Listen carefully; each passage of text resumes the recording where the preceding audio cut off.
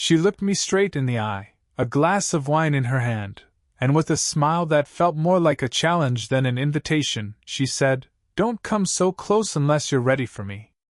I should have stepped back, but I didn't. I hadn't expected to notice her the way I did. It was supposed to be another one of those casual evenings at my boss's place, laughter circling the room, the low hum of music, glasses clinking together. I was comfortable enough in the background, talking here and there, but mostly watching. Then she walked in. She didn't enter like someone demanding attention, yet all at once, the room shifted. My boss introduced her as an old friend, someone he trusted, someone who had been a part of his life for years. She wasn't loud or flashy, quite the opposite. Her presence carried a kind of steadiness, like she had nothing to prove, and that quiet confidence drew my eyes before I realized I was staring. Her smile was polite when we were introduced, but her eyes lingered on me for half a second longer than necessary. She extended her hand, and when I took it, I noticed the difference right away. Her grip was gentle but sure, and her skin was warm, smooth in a way that caught me off guard. I've shaken plenty of hands, but that moment made me too aware of the way my own pulse quickened, as if the warmth had traveled up my arm and settled in my chest. She leaned in slightly as she greeted me, and a faint trace of her perfume reached me, something light, not sweet but elegant, like fresh flowers caught in the evening air. It left a mark in my mind, something I knew I'd remember long after the night ended. We didn't talk much then. Just a few polite words, a quick exchange about how we knew my boss, and then she moved on to greet someone else. But even after she turned away, I caught myself listening for the sound of her voice in the background, deep and calm, with the kind of cadence that made every word feel deliberate. From across the room, I noticed how easily she carried herself, the way her laughter wasn't forced, the way people seemed to naturally shift closer when she spoke. There was nothing showy about her, but she didn't need it. She had a presence that made you feel both curious and careful at the same time, like you wanted to know more but weren't sure if you were ready for what you might find. At some point, I found myself standing with a drink in hand, pretending to listen to the conversation around me, though my attention was elsewhere. My eyes kept searching for her, not in a desperate way, but in quiet wonder, like I was trying to understand what it was about her that unsettled me and yet pulled me in. It was just the first meeting, nothing more than introductions and glances. But even then, I knew something had shifted inside me. She wasn't just my boss's friend anymore. She was someone I wouldn't forget. It didn't take long before the party scattered into small clusters, little circles of chatter where people leaned in and swapped stories that only half interested me. I tried to keep myself occupied, nodding here and there, but I was aware of her presence across the room. Always aware. At some point, the host excused himself to fetch more drinks, leaving me in the living room with only her and the faint hum of conversation drifting in from the kitchen. She was seated comfortably on the edge of the couch, one leg crossed over the other, her glass balanced easily in her hand. The firelight from the corner of the room touched her hair in a soft glow, and for a moment, I hesitated before joining her. "You look a little out of place," she said before I even had the chance to sit down. Her tone wasn't unkind, it carried a playful edge, like she'd already figured me out. I tried to laugh it off. "I'm not great at these things. Too many conversations happening at once." She tilted her head, studying me. "Or maybe you're just too young to keep up with this crowd." The way she said it wasn't dismissive, more like she was tossing the line out to see what I'd do with it. Something in me bristled, not defensively, but enough to push back. "Funny. I was just about to say the same thing about you." Her eyebrows lifted, and for the first time, her smile turned genuine, small but certain. "Is that so?" I nodded, trying to keep my voice steady, though the truth was my heart was working harder than it should have been. "You look like someone who doesn't waste time on small talk. Yet here you are stuck with me." Her laugh was low and soft, almost hidden behind the rim of her glass as she took another sip. Not bad. Most people your age don't bother trying. The remark lingered between us, and I felt it settle under my skin. There wasn't judgment in her words, just an acknowledgement, almost like she was testing the ground and I'd managed to step in the right place. I shifted slightly closer, careful but intentional. Then why are you still talking to me? Her gaze met mine, steady and calm, though her eyes carried a spark that wasn't there a moment ago. She leaned in a fraction, close enough that I caught the subtle fragrance of her perfume again. Maybe I'm curious.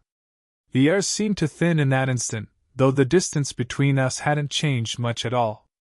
My knee almost brushed hers, and I wondered if she noticed how still I sat, afraid that the slightest movement would break the unspoken rhythm that had formed. Someone called her name from across the room, and the spell loosened. She leaned back casually, as if nothing had shifted, but I knew it had.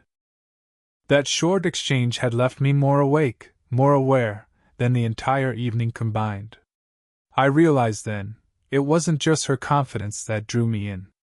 It was the way she noticed things, the way she played with silence, and how every word from her felt like it carried a meaning beneath the surface. The night carried on, but my focus never strayed far from her. People drifted in and out of conversations, some already saying their goodbyes, but I found myself anchored, half listening to whoever spoke while quietly tracking where she moved in the room. At some point, I stepped into the kitchen to refill my glass, grateful for a moment away from the crowd. The low hum of music followed me, blending with the faint clink of ice and bottles on the counter. I was alone for only a moment before I felt her presence again. She slipped into the room with the same calm assurance as before, her heels clicking softly against the floor. "Running away?" she asked lightly, reaching for the wine bottle beside me. "Just thirsty," I answered, though my voice betrayed a nervous edge.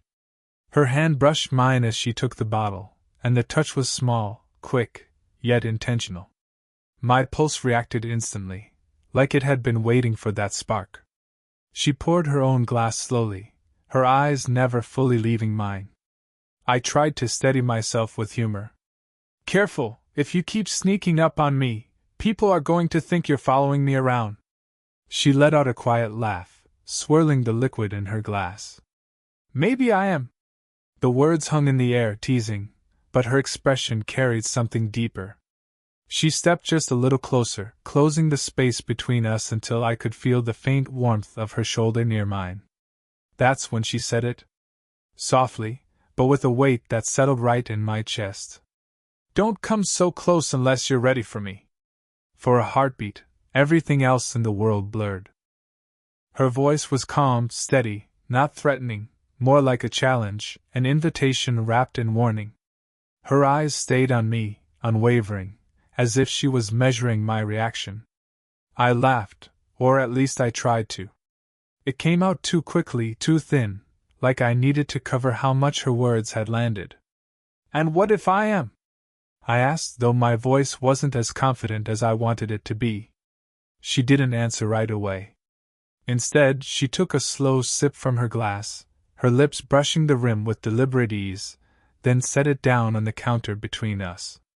Only then did she smile, small, knowing, almost mischievous. "Then you'd better know what you want." The silence stretched, but it wasn't uncomfortable. If anything, it was charged. I felt the heat in my chest, the tug of something I couldn't explain. My hand tightened slightly around my glass just to ground myself. Before I could respond, someone called her name from the living room. She straightened, smoothing a strand of hair behind her ear, and gave me one last glance, a look that said this wasn't over, before slipping back into the noise of the party.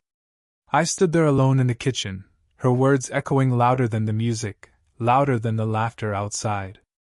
I hadn't realized until then how much power a single sentence could hold. And yet I knew I didn't want to step back.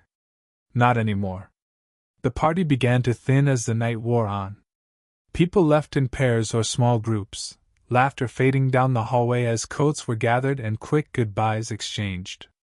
I lingered in the living room, half considering leaving myself, when I noticed her seated at the edge of the couch again, now with an empty glass resting on the table beside her. The room was quieter now, the music softer, the fire in the corner burning low. I hesitated before walking over, but when her eyes lifted and met mine, it felt like permission. I sat down a respectful distance away, though the space between us felt more like an invitation than a barrier. She glanced at me, her smile faint but warmer than before. "Still here," she said, almost to herself.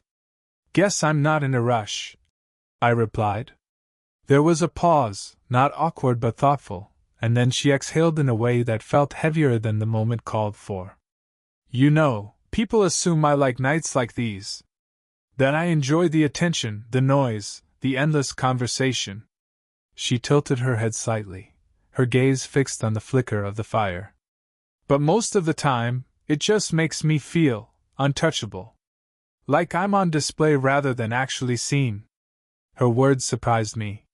For someone who carried herself with such confidence, it was disarming to hear the edges of loneliness slip through. I leaned forward slightly, elbows on my knees. "Untouchable doesn't sound like you. You don't seem far away." She gave a small laugh, not dismissive but almost sad. "That's because you're paying attention. Most don't." For a long moment, I just watched her. The way her shoulders softened when she admitted it, the way her hand lingered on the rim of her glass as though it gave her something to hold on to. There was no pretense, no teasing now, just honesty, fragile in its quietness. "I get it," I said softly. "Not the same way, but being the youngest in the room, I'm usually overlooked. People don't expect me to have much to say worth listening to." She turned toward me then, her expression shifting, eyes narrowing just slightly as if she were weighing the truth of my words. "And yet you speak anyway. Because sometimes someone listens," I answered, and for a second I thought I saw her walls slip again. Her hand rested on the table between us, fingers lightly tapping the wood. Not reaching for me, not asking, but there, open, steady. The firelight caught the edge of her bracelet, glinting softly, and I had the sudden urge to cover her hand with mine. I didn't, not yet. But the thought was enough to make the space between us feel charged. She smiled faintly, her eyes softer now, as though she recognized something in me that mirrored her own solitude. "You notice more than I expected," she said quietly. "And you hide less than you think," I replied. The words settled, and for the first time that evening, the silence felt like it belonged to us, shared, safe, and strangely intimate. The air inside had grown heavy with the last of the party's chatter, so when she suggested stepping outside, I followed without hesitation. The hallway felt narrow as we walked side by side, and when she opened the door, the cool night air rushed in, carrying with it a quiet relief. Outside, the world seemed softer. The hum of traffic in the distance, the faint glow of street lamps, the whisper of leaves shifting in the breeze, it was all a contrast to the crowded warmth we'd just left behind. She wrapped her arms lightly around herself, though not as if she were cold. More like she was grounding herself. I shoved my hands into my pockets, unsure of what to do with them, and we started walking down the quiet street. For a while neither of us spoke. Our footsteps echoed gently on the pavement, a rhythm that filled the silence between us. Then a gust of wind slipped through the trees, brushing against us. She stepped closer almost instinctively, her arm brushing mine, her shoulder grazing lightly against me. I froze for half a second, waiting for her to shift away, but she didn't. She stayed there, close enough that I could feel the warmth of her body cutting through the night air. I tried to say something, anything to ease the sudden thrum in my chest, but the words caught in my throat.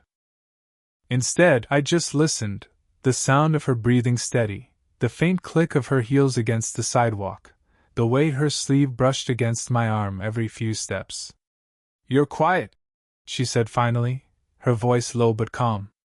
"I don't want to ruin this," I admitted, surprising myself with the honesty. She looked at me then, a sideways glance under the streetlight. The corners of her mouth curved slightly, not a full smile, but something close. Ruin what? I hesitated, searching for the right words. This moment. It feels different. Like if I say the wrong thing, it'll break. Her gaze lingered on me, unreadable, before she looked ahead again. Not everything breaks that easily, she murmured. We kept walking, slower now, as though both of us were reluctant to reach the end of the street. The silence returned, but it no longer felt empty. It was charged, alive. Every brush of her arm against mine set off sparks I tried, and failed, to hide. At one point I glanced at her, and she was already looking at me. Our eyes caught and held, longer than polite, longer than comfortable. I swallowed hard, my pulse loud in my ears. She didn't look away first. The weight of what wasn't being said hung between us, thick and undeniable. And yet neither of us moved apart. By the time we reached the small bench near the corner, the night felt like it belonged to us alone. The world around us faded, and all I could think about was how close she was, and how much closer I wanted her to be. We reached the bench beneath a lone street lamp, its light soft and golden against the dark sky.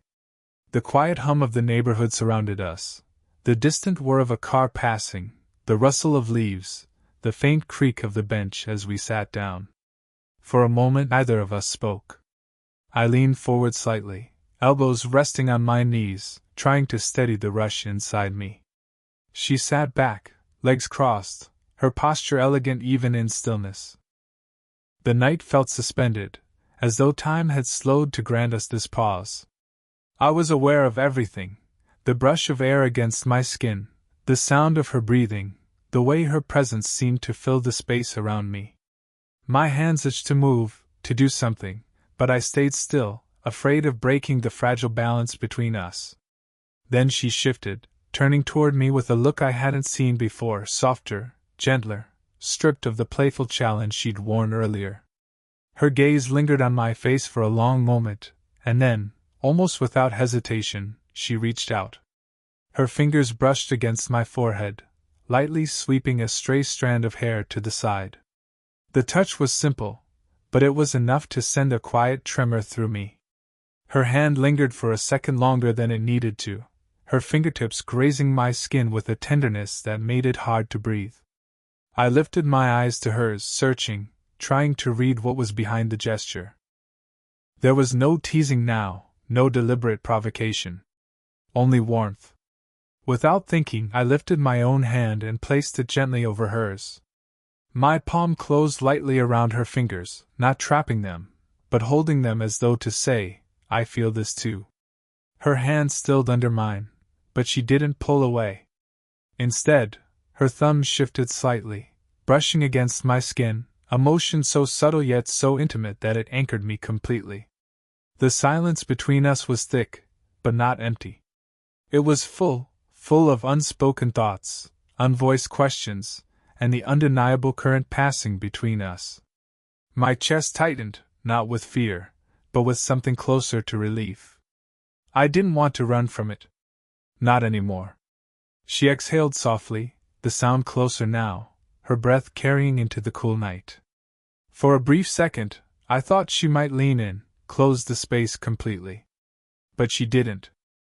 Instead, she allowed the moment to hold as it was, her hand beneath mine, her eyes steady on mine, as though testing whether I would be the one to break the silence. I didn't. I couldn't. Her fingers finally slipped from beneath mine, slow and deliberate, leaving behind a warmth that clung to my skin even as the night air pressed cool around me. She leaned back slightly, but her gaze never left me. You didn't pull away, she said softly, almost like a confession. I swallowed, my voice steady in a way I didn't feel. I wasn't going to. Her words lingered between us, quiet but heavy. You didn't pull away. The street lamp hummed faintly above, casting a soft circle of light that seemed to seal us into our own small world. The rest of the street was silent, darkened windows watching over us like distant witnesses. I sat there, still feeling the echo of her touch on my skin, my chest rising and falling too quickly for the stillness around us. She leaned back against the bench, her posture relaxed but her eyes still on me. There was no trace of the teasing smile she'd worn earlier in the night. Now, there was only something steady, searching, as though she were trying to read me in ways words couldn't reach. For once, I didn't feel the need to fill the silence. I simply looked back at her, letting my gaze rest on the faint curve of her lips, the delicate lines at the corner of her eyes, the glow of the lamplight across her cheekbones. Everything about her felt composed, yet beneath it, I sensed the same unspoken tug I felt inside myself, the fear of what this could mean, paired with the undeniable desire to let it happen. Finally she spoke, her voice low, almost careful. "You don't know what you're inviting by staying this close." I shook my head, my words steady, even as my heartbeat betrayed me. "Maybe I don't. But I know I don't want to step back." Her expression softened, and for the first time, I saw something in her eyes that matched my own, hesitation laced with hope. She tilted her head slightly, as though she were studying me from a new angle, searching for proof that I meant what I said. The moment stretched, and then she let out the faintest sigh, almost like release. She didn't move closer, didn't lean in for something more, but she let her hand rest on the bench between us, palm open, fingers relaxed. It wasn't an invitation in words, but it was enough. Slowly, carefully, I placed my hand over hers.